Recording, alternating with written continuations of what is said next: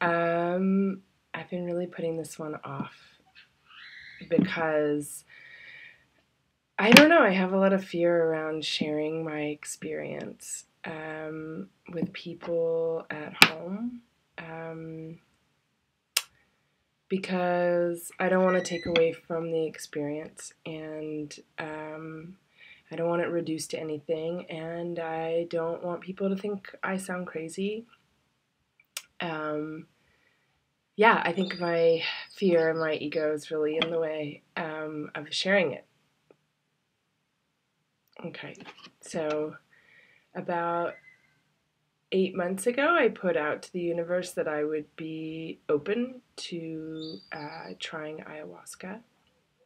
And I read some books about it, and um, I was down here in Central America in March and April, as well as December of 2013, and lots of people were doing it, and it just didn't speak to me, but I put it out there.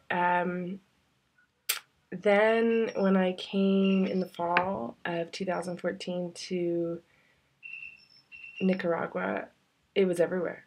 Everyone was doing it. There were ceremonies all the time, and I really felt this feeling of like I just have to choose which one's right for me.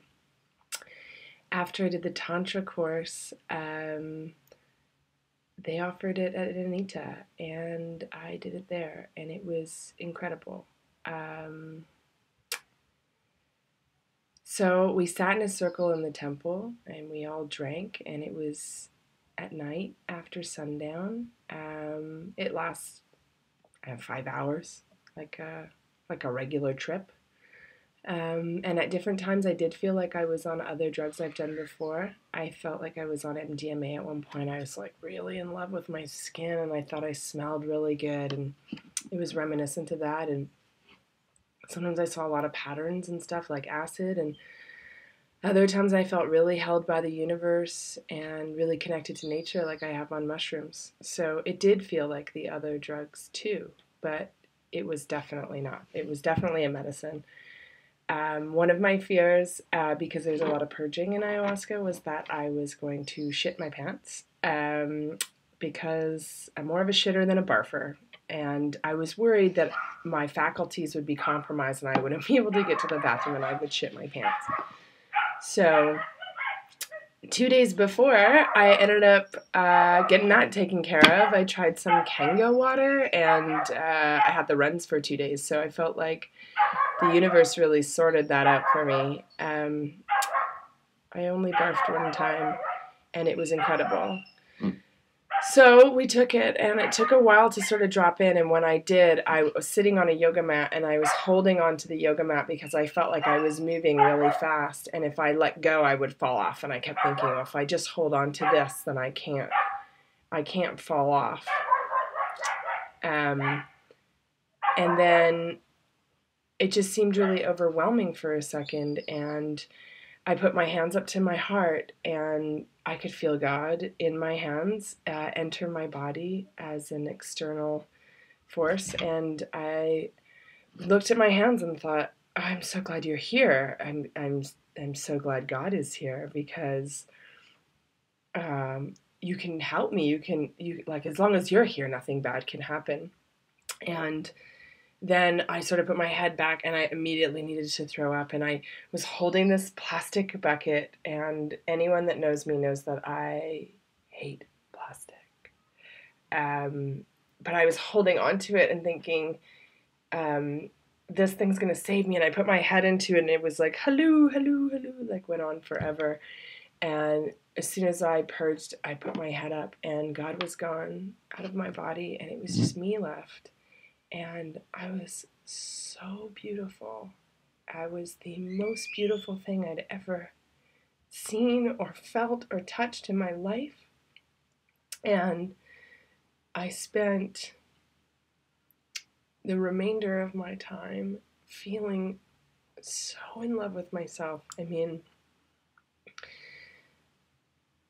I felt all of the love that I was denied as a child. I felt all of the love that I wanted from the external world my whole life. All I wanted to be noticed and loved and cherished, and I had it all inside me, and I just poured it right into myself. And I even said to myself over and over, I love you, I love you, I love you. And at one point I felt really schizophrenic because I would say, oh my God, I love you so much. And then my other voice inside my head would say, I know, aren't we the best?